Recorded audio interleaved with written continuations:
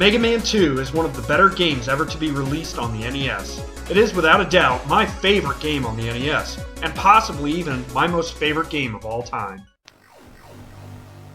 I first played Mega Man 2 as a kid, as a lot of us did. A neighbor owned the game, and we constantly attempted to master it.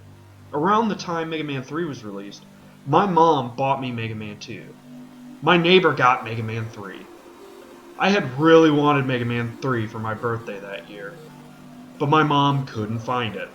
My guess is that Mega Man 3 was more expensive, so she just got Mega Man 2. My friends and I worked on beating this game for months before we mastered it. We shared what we found out about Robot Master weaknesses. We showed each other different strategies for making it through levels.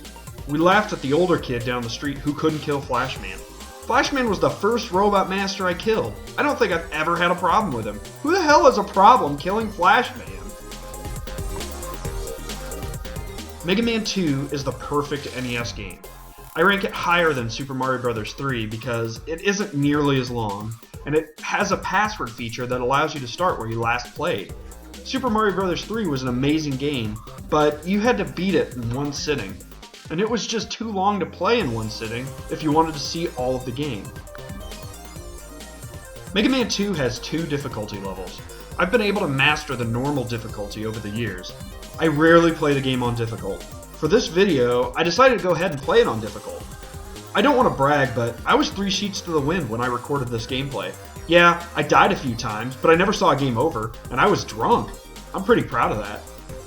Anyway, as in most Mega Man games, there are 8 Robot Masters, then the Wily Castle levels.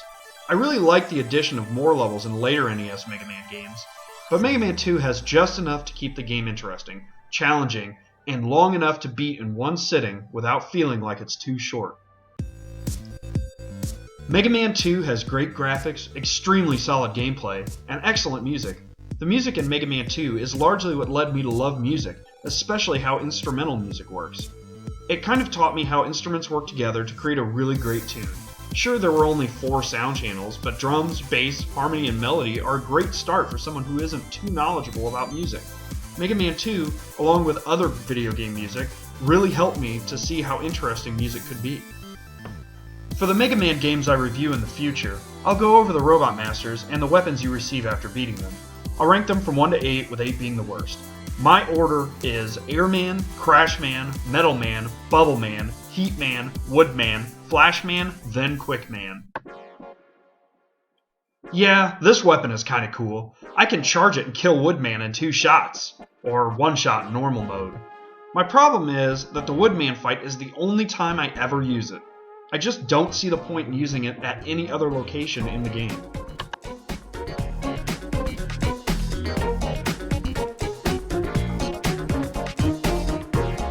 Flash Stopper hurts the hell out of Quick Man, and it gets you through a stage if you aren't feeling confident. I've beaten the Lasered Hall in Quick Man stage plenty of times without this weapon, but sometimes I just don't want to deal with it. I feel like after Quick Man stage, there is absolutely no other use for this weapon. The Leaf Shield is Airman's weakness. In this video, I used it during the second Airman fight, just for shits. I'll be honest though, I almost never use it during that fight.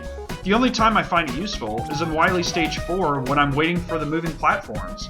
Leaf Shield gets an edge over the last 2 weapons because I actually use it outside of a boss fight. There isn't any use for the Crash Bomber other than breaking walls that give me access to goodies, and the boss at the end of Wily Stage 4. I've tried using them against Quick Man, but he's just too fast, and the weapon's too slow to warrant using.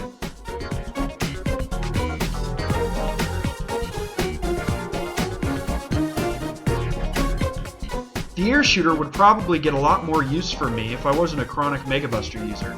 It's got a good range and it's a strong weapon to boot.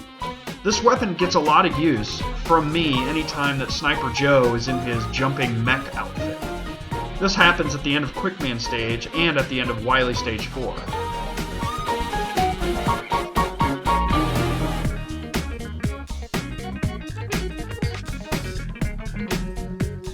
The Quick Boomerang would get a lot of use just because of the rapid fire if I wasn't a chronic Mega Buster user, as I mentioned before.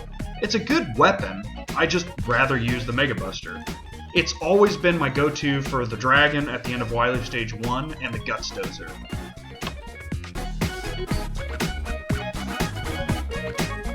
Bubble Lead is useful in 4 places that aren't the Heatman fight: finding false floors in Wily Stage 4, Wily's final form, the weird wall floor boss in Wily Stage 2, and killing the rabbits in Woodman Stage. The rabbits can be killed pretty easily with Metal Blade, but I tend to use Bubble Lead just out of habit. That's what I used when I was a kid whenever I first started playing this game, so that's what I continue to use now. Do I have to explain Metal Blade being in the top spot? It has low energy usage and high damage, as we all know. It's incredibly versatile throughout the entire game. It also works extremely well against 2 Robot Masters, not including the second Metal Man fight, plus the Wily Machine. Metal Blade kicks ass. I'm not sure why Mega Man didn't just adopt this weapon after this game. Now let's watch as Mega Man looks to the sky and ponders what he's fighting for. I have nothing else useful to talk about when it comes to this game. If you don't like it, I don't know what to tell you. If you haven't played it, well, what the hell are you waiting for?